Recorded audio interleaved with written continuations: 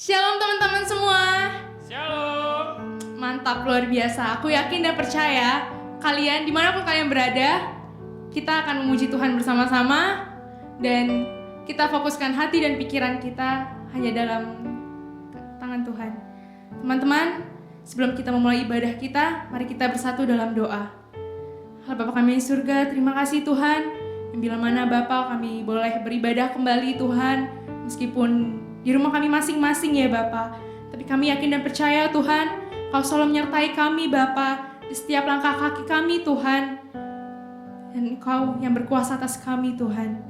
Terima kasih Bapa, rendahkan setiap hati kami Tuhan, karena kami akan memuji dan menyembah nama-Mu Bapa. Hanya dalam nama-Mu Tuhan Yesus Kristus, kami sudah berdoa dan mengucap syukur. Haleluya, amin.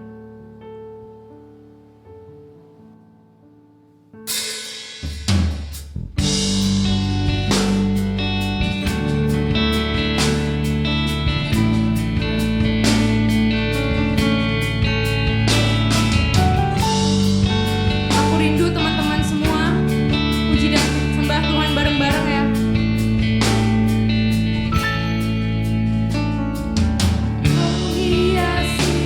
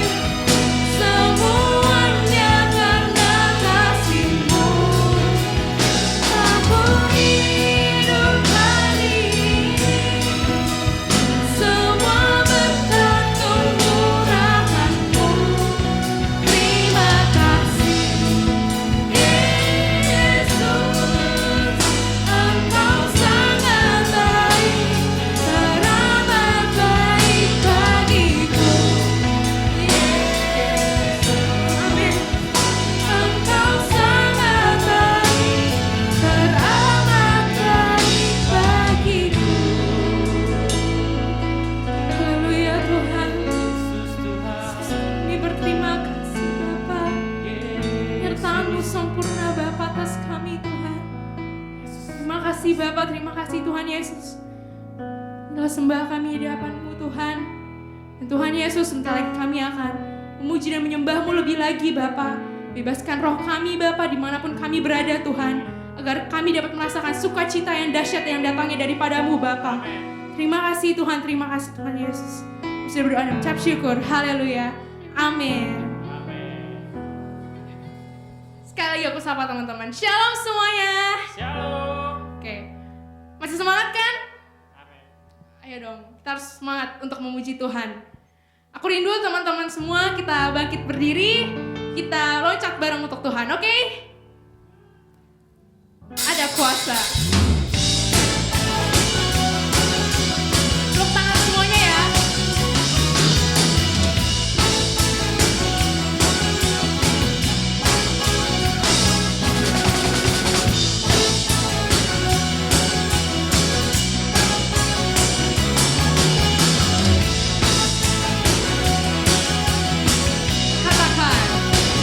Namanya Tuhanku menara yang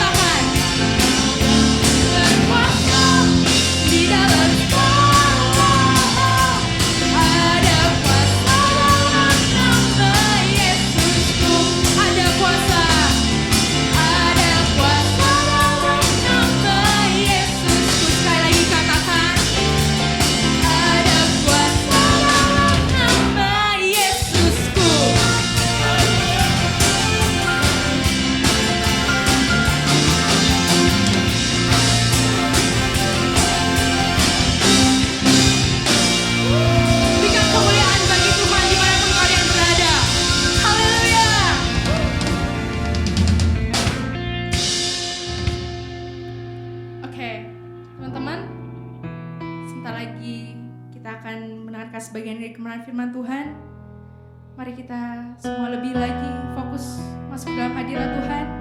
Persiapkan hati kalian lebih lagi untuk menerima kebenaran firman Tuhan. Amin Yesus, terima kasih Bapa. Ajar kami untuk menuruti kebenaran firman-Mu Tuhan. Tuhan, Kau sempurna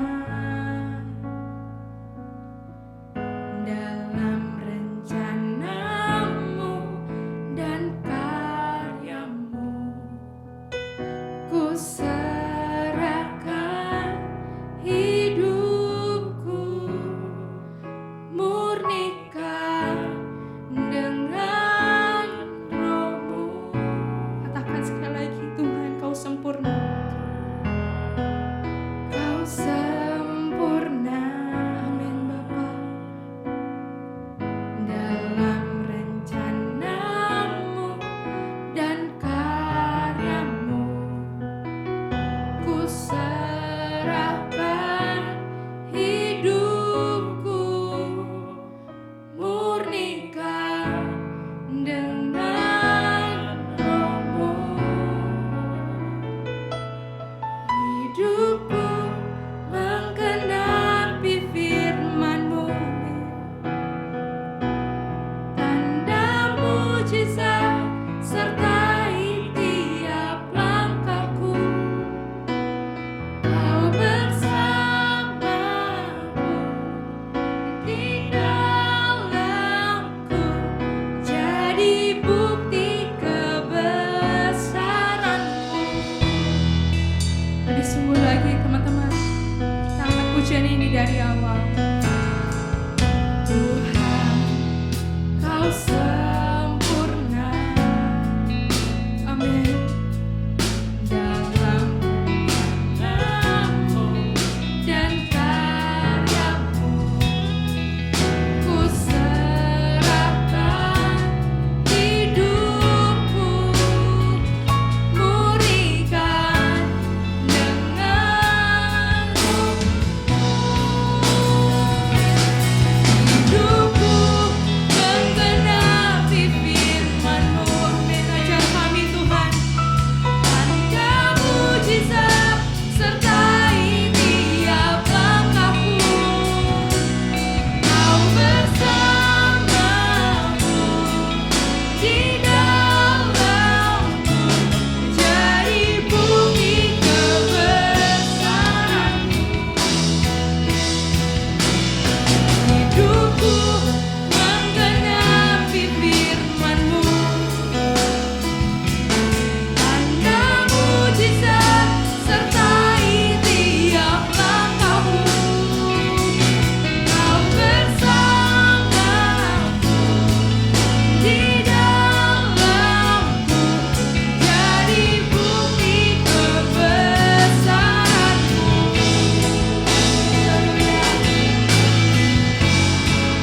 Terima kasih Tuhan. Mohon katakan.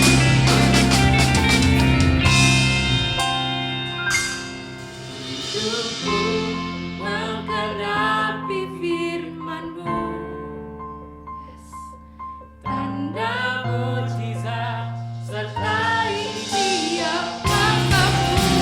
Katakan, Kau bersamaku di dalamku, jadi bukti kebesaran-Mu, jadi bukti kebesaran-Mu, bukti kebesaran-Mu. Sekali lagi katakan, jadi bukti kebesaran-Mu.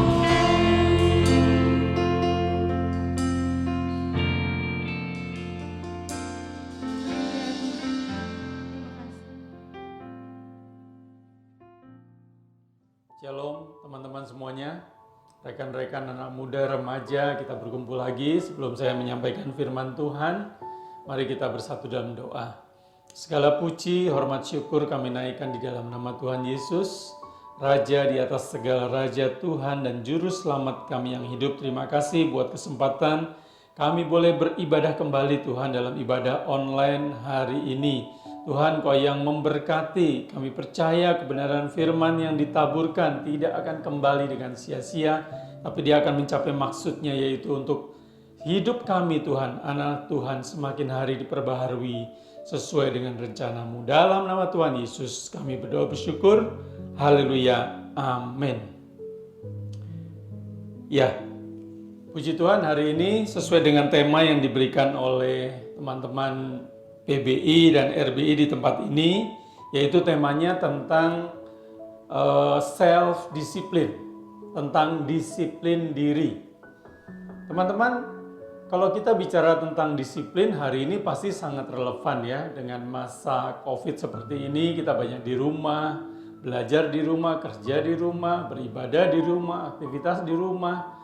Mungkin pengawasan jadi lebih longgar, tapi biarlah kita punya disiplin baik dalam dunia sekuler, dalam pekerjaan kita, studi kita, maupun dalam ibadah kita, dalam keintiman kita, dalam ibadah kita kepada Tuhan. Ya, kalau kita bicara disiplin, teman-teman, mungkin banyak orang menafsirkan, tapi kalau KBBI, Kamus Besar Bahasa Indonesia, itu simpel aja, itu tentang tata tertib, tentang ketaatan kepada peraturan, tentang hal-hal yang linear. Tapi ada beberapa yang menarik. Kalau Wikipedia itu bilang seperti ini, disiplin merupakan perasaan taat dan patuh terhadap nilai-nilai yang dipercaya, merupakan tanggung jawabnya. Pendisiplinan adalah usaha-usaha untuk menanamkan nilai ataupun pemaksaan agar subjek memiliki kemampuan untuk mentaati suatu peraturan. Jadi banyak persepsi, tapi poinnya mirip-mirip. Ada satu yang menarik terjemahan bebas tentang disiplin. Disiplin adalah tetap bertindak walaupun Anda bosan, walaupun saya bosan, walaupun kita bosan, tetap bertindak walaupun kita jatuh, tetap bertindak walaupun Anda merasa hopeless, sudah nggak ada harapan lagi, dan sudah tidak ada motivasi lagi. Mungkin sudah semakin sulit, kita tidak ada motivasi. Tapi ketika disiplin bicara, itu adalah tetap melakukan, tetap fokus pada hasil. Disiplin berarti Anda bisa bertahan selama mungkin, bertahun-tahun, untuk waktu yang lebih lama, untuk bisa mencapai hasil yang Anda inginkan, visi cita-cita yang Anda inginkan. Jadi disiplin itu bisa mengiringi perjalanan panjang kita, teman-teman. Dan hari ini kita mau belajar tentang disiplin, karena hari ini kita jadi seperti apa, itu adalah hasil dari kemarin kita melakukan apa. Dan 5 tahun, 10 tahun lagi, anak-anak muda di tempat ini, maupun semua yang mendengar, mau menjadi apa kalian? Mari hari ini lakukan apa. Jadi bukan kebetulan Anda mendengar firman Tuhan hari ini, tapi biarlah kita dibekali oleh firman Tuhan sehingga langkah-langkah kita ke depan seturut dengan firman Tuhan. Apa yang Tuhan ajarkan tentang disiplin atau konsisten dalam melakukan banyak hal. Yuk kita baca Mazmur 1. Ini Mazmur ini 150 pasal. Saya mulai dari pasal 1 ayat 1 sampai 3. Pemazmur katakan seperti ini, judul perekupnya adalah jalan orang benar dan jalan orang fasik. Berbahagialah orang yang tidak berjalan menurut nasihat orang fasik, yang tidak berdiri di jalan orang berdosa, dan yang tidak duduk dalam kumpulan pencemooh, tetapi yang kesukaannya ialah Taurat Tuhan, dan yang merenungkan Taurat itu siang dan malam. Perhatikan ayat 3, teman-teman. Hasilnya adalah seperti ini. Ia seperti pohon yang ditanam di tepi aliran air, yang menghasilkan buahnya pada musimnya dan tidak layu daunnya. Ini yang terakhir menarik, apa saja yang diperbuatnya berhasil. Wah, ini ayat membuat kita termotivasi, membuat kita semakin semangat dalam mengiring Tuhan. Karena janji-janji firman Tuhan itu iya dan amin. Sebelum saya masuk lebih dalam, saya baca satu ayat lagi. Kitab Ulangan, ayat pasal 6, saya mulai dari ayat 5 saja. 5 sampai 7, kasihilah Tuhan Allahmu dengan segenap hatimu, dan dengan segenap jiwamu dan dengan segenap kekuatanmu. Ayat 6, apa yang kuperintahkan kepadamu pada hari ini haruslah engkau perhatikan. Ayat 7, ini yang menjadi poinnya, haruslah engkau mengajarkannya berulang-ulang kepada anak-anakmu dan membicarakannya apabila engkau duduk di rumahmu, apabila engkau sedang dalam perjalanan, apabila engkau berbaring, dan apabila engkau bangun. Ini memang ayat ditujukan lebih kepada orang tua, tapi juga perlu respon anak-anak muda untuk merespon firman Tuhan. Firman Tuhan itu harus diajarkan berulang-ulang, membicarakannya ketika sedang duduk, ketika sedang berjalan, ketika sedang berbaring, ketika sedang bangun. Kadang-kadang anak-anak muda, saya juga punya anak, ketika dinasehati, ditegur, diingatkan, kadang-kadang cerewet banget orang tua, cerewet banget nih papa mama gitu. Tapi percayalah, orang tua itu menginginkan yang terbaik buat anaknya. Banyak cara yang orang tua lakukan, tapi salah satu yang diajarkan oleh firman Tuhan memang harus mengajarkan, menceritakan firman Tuhan itu berulang-ulang ketika lagi duduk, ketika lagi berdiri, ketika lagi jalan, ketika di rumah, ketika di sekolah, ketika di jalan. Di rumah saya itu salah satunya untuk mengingat kebenaran firman. Hampir di setiap ruangan saya kasih satu hiasan atau poster yang terkait firman. Saya rindu di mana kita melihat itu ada firman Tuhan, ada firman Tuhan, ada firman Tuhan. Dan bangsa Israel memang mengingatnya seperti itu. Firman Tuhan ditempel di beberapa titik sehingga dia nengok sana ada firman Tuhan, lihat ke sana ada firman Tuhan. Jadi semakin hari semakin kita dipenuhi oleh firman Tuhan. Balik lagi tadi Mazmur 1 yang ayat terakhir. Ia seperti pohon yang ditanam di tepi aliran air, yang menghasilkan buahnya pada musimnya dan yang tidak layu daunnya, apa saja yang diperbuatnya berhasil. Saya percaya ini menjadi doa setiap kalian. Ini menjadi harapan orang tua kalian. Kalian menjadi orang yang berhasil. Apa yang kalian perbuat itu berhasil, tentunya perbuatan baik. Bukan perbuatan jahat, perbuatan dosa, nakal. Oh, saya berhasil mencuri, saya berhasil korupsi, saya berhasil mukul anak orang. Bukan itu tentunya. Hal-hal yang baik Tuhan buat berhasil. Dalam Alkitab kita bisa banyak dapat kisah tentang orang-orang yang seperti ini, yang Tuhan buat berhasil sedemikian rupa, yang dia punya disiplin rohani, disiplin pribadinya yang luar biasa sehingga dia menghasilkan satu prestasi yang luar biasa. Contohnya ada di dalam kitab 1 Samuel 18. Saya bacakan cepat saja untuk kita semua ya. 1 Samuel 18 ayat 14 ini tokoh yang luar biasa. Daud berhasil di segala perjalanannya. Sebab apa? Sebab Tuhan menyertai dia. Wah, coba sebut nama saudara masing-masing. Misalnya nama saya Edi. Edi berhasil di segala perjalanannya. Sebab Tuhan menyertai dia. Luar biasa. Luar biasa. Satu lagi ayat referensi yang buat Daud nih. Kisah para Rasul 13 ayat 22 berbunyi seperti ini. Setelah Daud disingkirkan, Allah mengangkat Daud menjadi raja mereka. Tentang Daud Allah telah mengatakan, Aku telah mendapat Daud bin Isai, seorang yang berkenan di hatiku dan yang melakukan segala kehendakku. Jadi Daud dikatakan seorang yang berkenan di hati Tuhan dan melakukan segala kehendak Tuhan. Jadi kalau orang berkenan kepada Tuhan dan melakukan kehendak Tuhan, artinya apa? Artinya dia tahu apa yang Tuhan mau. Kalau yang tadi kesukaannya ialah Taurat Tuhan, pemazmur tadi katakan. Jadi ketika Daud dia menyukai firman Tuhan, dia lebih senang tinggal di rumah Tuhan, dia tahu apa yang Tuhan inginkan, apa yang harus dia lakukan, yaitu meninggikan nama Tuhan. Maka Daud dikatakan dia berkenan di hatiku, dan berkenan karena apa? Karena melakukan segala kehendak Tuhan. Saudara, Daud tahu kehendak Tuhan dari mana? Dari kitab firman Tuhan, dari Taurat pada saat itu. Dari semua hal-hal yang Tuhan firmankan, dia tahu dan melakukan segala kehendak Tuhan. Saudara, pasti saudara rindu saudara menjadi orang-orang yang berhasil.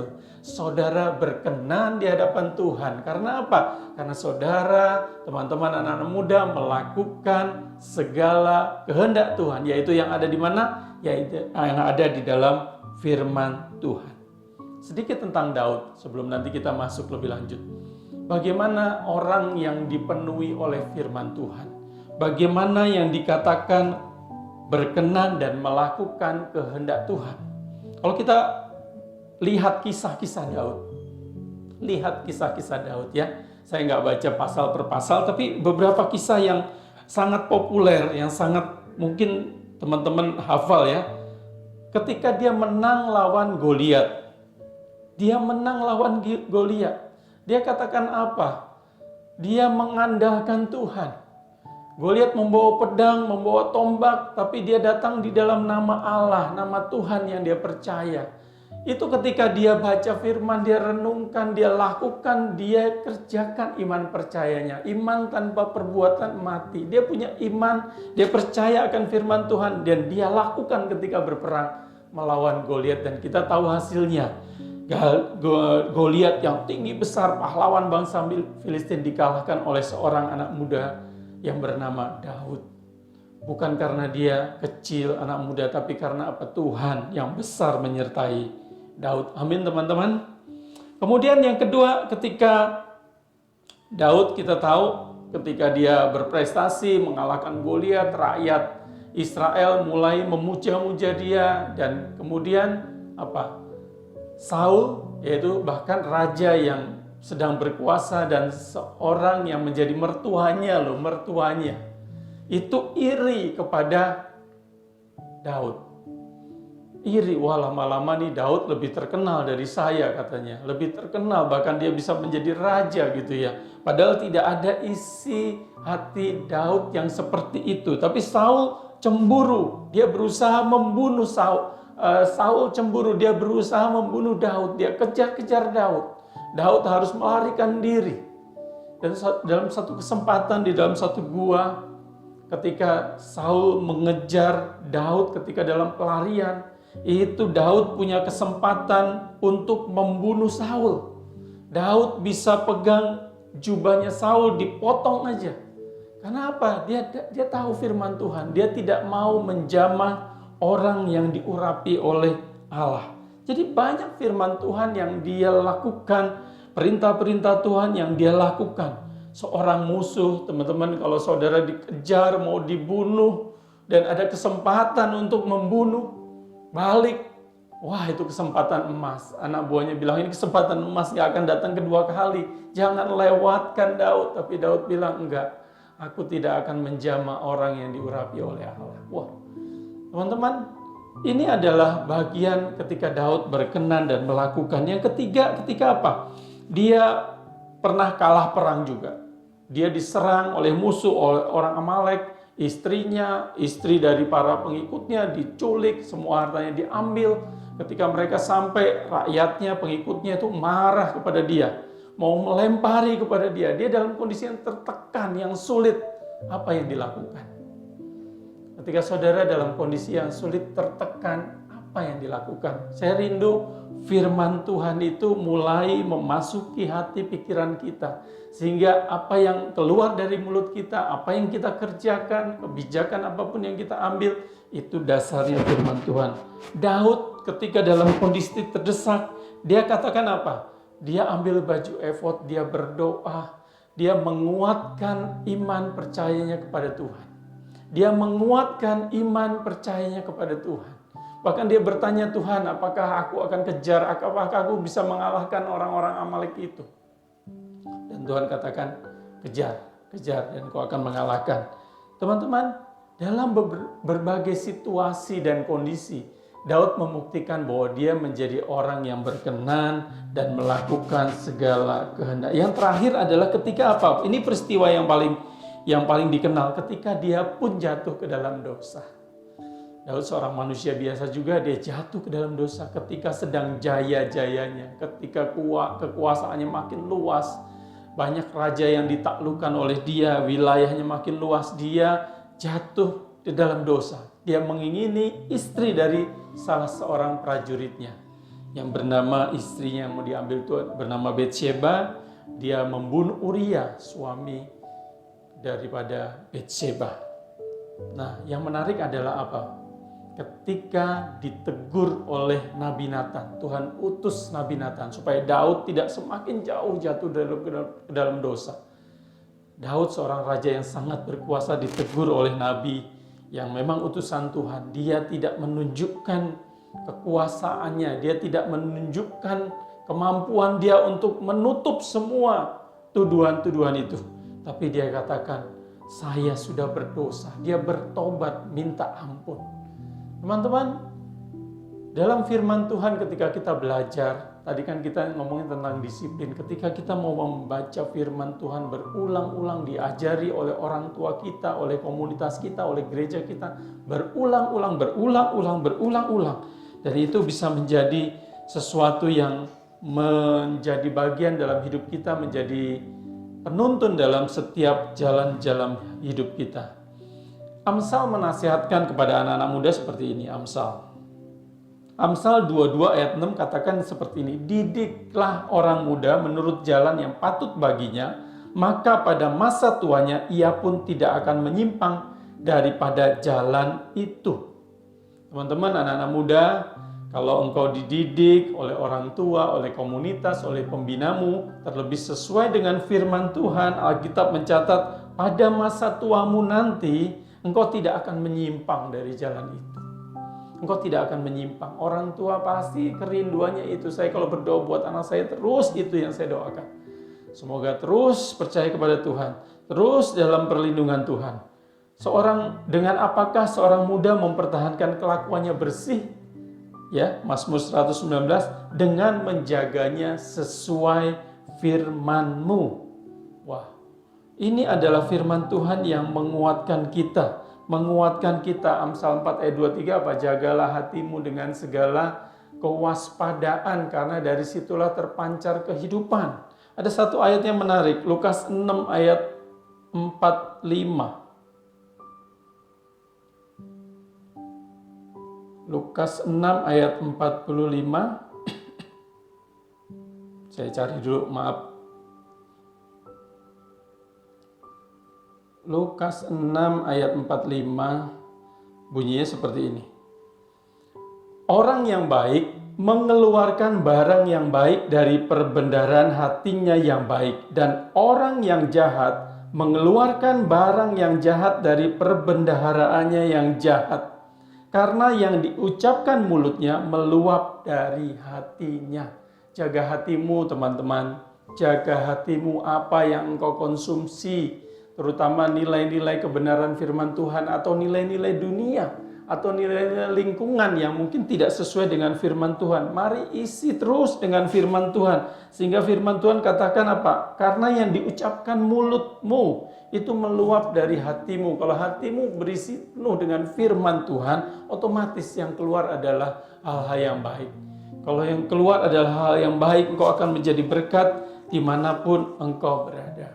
Nah, 10 menit terakhir ini kita akan bicara tentang bagaimana sih caranya kita tetap punya disiplin yang baik. Pertama adalah yang tadi, yang kembali kepada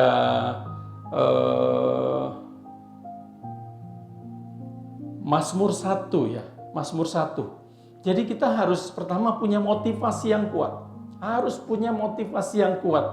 Punya sesuatu yang sangat bernilai. Ketika kita menjalankan disiplin, kita akan mencapai satu titik itu. Kalau Mazmur 1 ayat 3 tadi adalah, ia akan seperti pohon yang ditanam di tepi aliran air yang menghasilkan buahnya pada musimnya dan yang tidak layu daunnya. Apa saja yang diperbuatnya berhasil. Saudara, kalau menginginkan ini, ada satu tahapan yang harus dilakukan, yaitu yang ayat 2, sukanya itu Taurat Tuhan. Merenungkan Taurat Tuhan itu siang dan malam. Jadi teman-teman, ada satu tujuan besar yang teman-teman mau capai, sehingga mau capek-capek untuk melakukan sesuatu. Teman-teman, kalau mungkin ada yang menjadi atlet atau temennya atau keluarganya, coba tanya sama mereka. Atlet-atlet yang kelas dunia. Sementara mungkin sebagian dari kita tidak disiplin dalam latihan. Mereka latihan. Makannya diatur. Kadang-kadang enak juga makan telur, makan daging, makan sesuatu yang itu aja dalam rangka untuk menjaga kondisi fisik tubuhnya. Kalau orang yang nggak disiplin, udah bosan makan ini, makan yang lain. Tapi dia dalam tanda kutip mungkin terpaksa dia lakukan, terpaksa. Tapi dia melihat ada motivasi yang kuat, ada sesuatu di sana yang dia mau tuju. Makanya dia tetap melakukan. Dalam hal ini, kalau engkau ingin menjadi seperti Mazmur 1 ayat 3, menjadi orang yang berhasil. Kalau Daud tadi katakan berkenan di hadapan Tuhan dan melakukan kehendak Tuhan, saudara melakukan firman Tuhan. Bagaimana saudara melakukan firman Tuhan? Saudara harus membaca firman Tuhan berulang-ulang. Saudara dididik berulang-ulang. Sehingga firman Tuhan itu sungguh-sungguh menjadi satu, memenuhi pikiran dan hati kita. Sehingga apa yang keluar dalam hidup kita, melalui mulut kita, tindakan kita, melalui kebijakan apapun yang kita, sikap yang kita ambil, value hidup kita, itu sesuai dengan firman Tuhan. Saya percaya ketika itu kita lakukan, kita punya motivasi yang kuat, maka kita akan dengan kuat melakukannya. Coba cek di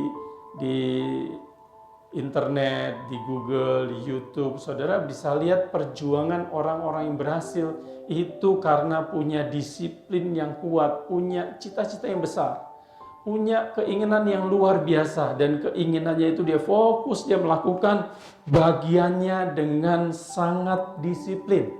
Bahkan cenderung membosankan, tapi ada sesuatu yang luar biasa yang mau dicapai, teman-teman. Teman-teman, hari ini apa cita-citamu? Apa cita-citamu? Mari persiapkan dari sekarang. Persiapkan dari sekarang. Dan hari ini dalam konteks ibadah ini baca firman Tuhan. Baca firman Tuhan. Mungkin tidak ada relevan langsung gitu ya.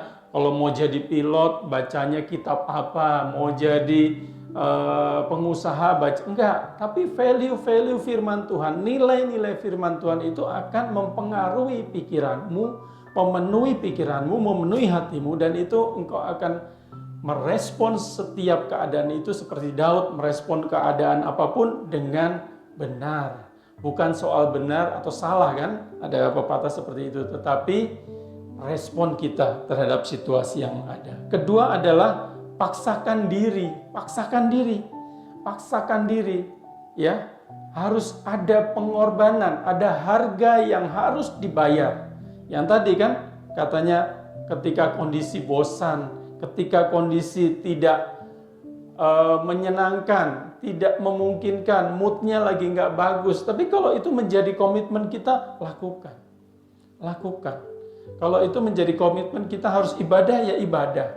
Komitmen kita sehari baca firman Tuhan, minimal misalnya 2 pasal, 3 pasal, harus lakukan, paksakan diri.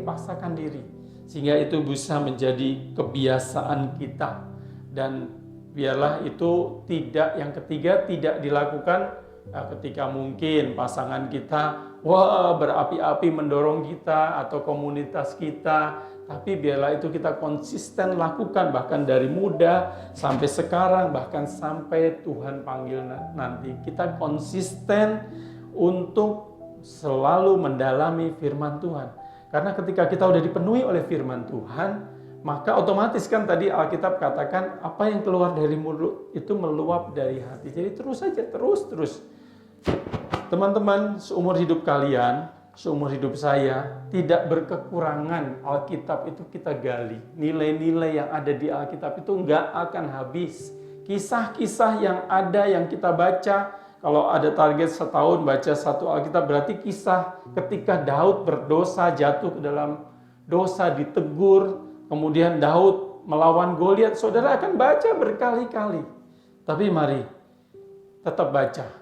Karena Tuhan bisa memberikan pengertian yang berbeda-beda sesuai dengan kondisi, sesuai dengan zamannya, sesuai dengan apa yang Tuhan mau bentuk dalam hidup kita. Firman yang sama, Saya firman yang sama nih ketika nanti saya sampaikan, mungkin ada 100 orang, ada 200 orang punya pendapat, punya rema yang berbeda-beda. Itu yang terakhir yang saya bilang, poin yang keempat, minta Roh Kudus. Minta Roh Kudus untuk menguatkan kita sehingga kita bisa tidak bosan, tapi terus konsisten melakukan firman Tuhan. Yohanes 14 ayat 26 katakan seperti ini, tetapi penghibur yaitu Roh Kudus yang akan diutus oleh Bapa dalam namaku, dialah yang akan mengajarkan segala sesuatu kepadamu dan akan mengingatkan kamu akan semua yang telah kukatakan kepadamu. Jadi tidak hanya baca, tapi berdoa. Roh Kudus ajarkan. Apa nih firman Tuhan? Ketika saudara membaca kitab Kejadian, saudara baca kitab Matius, bahkan kitab Wahyu, bilangan, angka-angka terus. Ini bukan lagi dagang, bukan.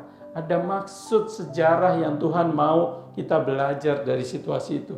Ketika Roh Kudus menyingkapkan itu, saudara sering nggak dengar khotbah? Ini khotbah pernah disampaikan oleh pendeta A. Terus kita dengar lagi dari pendeta B, ayat yang sama, pasal yang sama, judul khotbah yang sama, tapi kita bisa nangkap sesuatu yang berbeda. Teman-teman pasti pernah mengalami itu.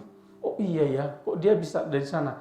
Itu karena pekerjaan Roh Kudus yang memberikan pengertian, menjelaskan kepada setiap kita. Saya rindu biarlah firman Tuhan hari ini boleh menguatkan kita. Tuhan Yesus bilang apa? Yohanes 15 ayat 5, Tuhan Yesus sendiri bilang, akulah pokok anggur dan kamulah ranting-rantingnya. Barang siapa tinggal di dalam aku dan aku di dalam dia, ia berbuah banyak. Sebab di luar kamu tidak dapat berbuat apa-apa. Jadi kalau kita tinggal di dalam Tuhan dan Tuhan Yesus tinggal di dalam dia, maka kita akan berbuah banyak. Karena pokok anggurnya Tuhan Yesus, kita hanya ranting-rantingnya, cabang-cabangnya. Kalau kita keluar dari pokoknya, matilah kita. Ya, anak-anak muda, pemuda remaja, dimanapun Anda berada, biarlah kebenaran firman Tuhan ini boleh mengingatkan setiap kita bahwa ketika saudara diajarkan firman Tuhan berkali-kali, berulang-ulang oleh orang tua saudara, atau mungkin orang tua saudara tidak mengajarkan itu, saudara tidak perlu menyalahkan situasi, saudara bisa belajar sendiri, belajar dari komunitas, dari pembina, terlebih belajar langsung dari Allah Roh Kudus. Dia akan menjelaskan kepada setiap kita apa yang Tuhan inginkan kita lakukan dalam hidup kita. Setiap orang pasti punya tujuan. Tuhan menciptakan kita itu dengan satu maksud. Yang utama memuliakan nama Tuhan. Memuliakan nama Tuhan. Dengan cara apa? Dengan cara seperti yang Tuhan titipkan talenta kepada setiap kita. Mari lipat gandakan dengan disiplin kita, maka potensi yang kecil bisa menjadi besar. Yang besar menjadi sangat luar biasa. Dan akhirnya kita boleh menjadi berkat. Karena apa? Karena disiplin yang tinggi dari setiap anak-anak Tuhan. Dan saya rindu disiplinnya itu nilainya, sumbernya adalah dari firman Tuhan. Amin. Tuhan Yesus memberkati. Shalom teman-teman, gimana ibadah tadi? Mantep kan? Makanya jangan lupa di 2 minggu lagi di jam dan hari yang sama akan diadakan ibadah Youth and Teens. Jadi kita ada misi apa tuh? Misi yang pertama adalah konser FBI akan diadakan setiap 2 minggu sekali di hari Selasa jam 7 malam.